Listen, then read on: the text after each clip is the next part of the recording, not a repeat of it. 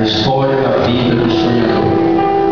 Quando algumas coisas são relembradas, assustam, envergonham. E agora? Jesus está junto contigo, em frente ao Arthur. Naquele lugar entre a consciência e o sonho, eu entrei num quarto. Nele havia nada de incomum, exceto por uma parede coberta por um arquivo de fichas. Era como um daqueles de biblioteca, com várias gavetas que listam títulos por autor ou assunto em ordem alfabética. Porém, estas gavetas, que se estendiam no chão ao teto e aparentavam não ter fim para nenhum dos lados, tinham cabeçalhos um tanto diferentes. Ao me aproximar da parede, o primeiro a chamar minha atenção era o que dizia: pessoas de quem gostei. Eu abri a gaveta e comecei a folhear os cartões. Fechei-a rapidamente, chocado em perceber que reconhecia cada um dos nomes escritos ali. Então, sem que ninguém me dissesse nada, soube exatamente onde estava. O quarto sem vida, com suas pequenas gavetas, era um perturbador arquivo da minha vida. Nele tinham sido escritos meus atos em cada momento, grandes ou pequenos, em detalhes inalcançáveis à minha memória. Os títulos iam do banal ao bizarro, livros que eu li, mentiras que eu contei, conselhos que eu dei, piadas que me fizeram sorrir. Alguns eram quase lágrimas em sua exatidão, coisas que eu peguei para meus irmãos. Outros não tinham tanta graça, coisas que eu fiz no momento de ira, murmurações que tive em secreto sobre meus pais. E não parava de me surpreender com o que me encontrava. Quase sempre havia muito mais fichas do que eu esperava. Algumas vezes, menos do que gostaria. Fiquei impressionado pelo enorme volume de minha existência.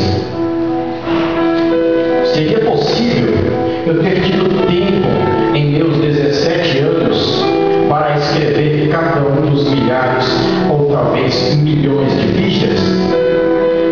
Mas cada cartão confirmava essa verdade.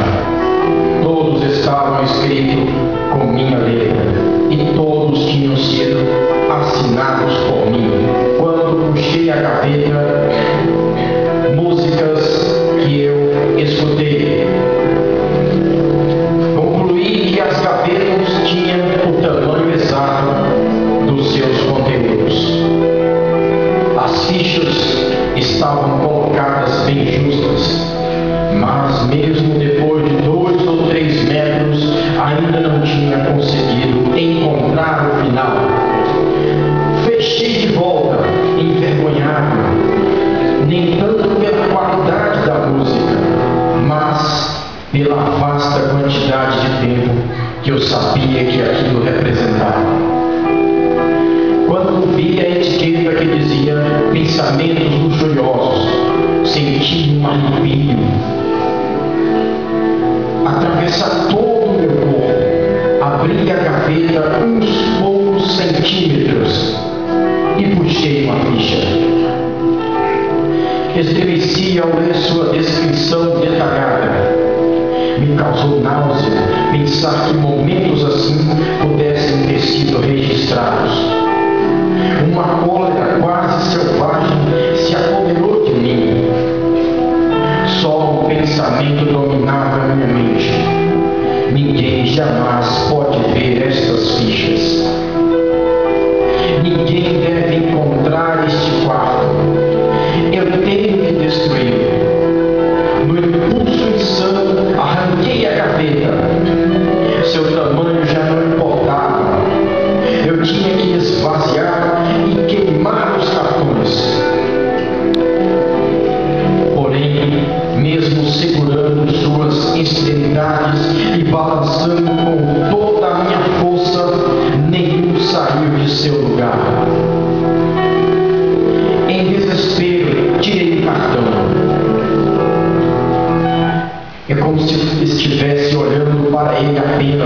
para descobrir que ele era forte como aço.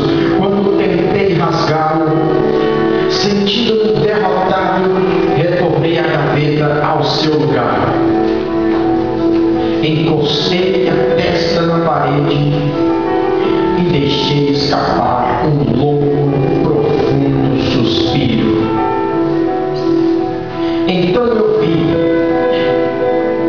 O título é Pessoas com quem compartilhei o Evangelho. O puxador brilhava mais do que os outros ao seu redor. Era mais novo, quase sem uso. Puxei com delicadeza em uma pequena gaveta com os 4 dedos de comprimento, saiu nas minhas mãos. Dentro havia tão poucos cartões que nem precisei contar. Aí as lágrimas vieram. Caí de joelhos.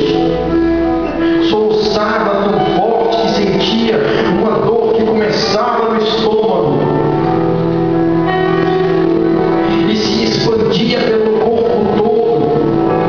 Eu gemia de vergonha, da sufocante vergonha de tudo aquilo.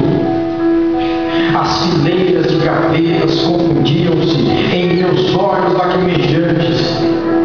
Ninguém poderia jamais saber deste quarto. Eu precisava trancar-me e esconder a chave. Então, enquanto enxugava as lágrimas, eu ouvi: não, não, ele não aqui, qualquer um menos Jesus. Eu olhava indefeso. Ele abria os arquivos e lia os cartões. Eu não podia suportar ver sua reação. Nos momentos em que consegui fitar sua face, vi um pesar mais profundo que o meu.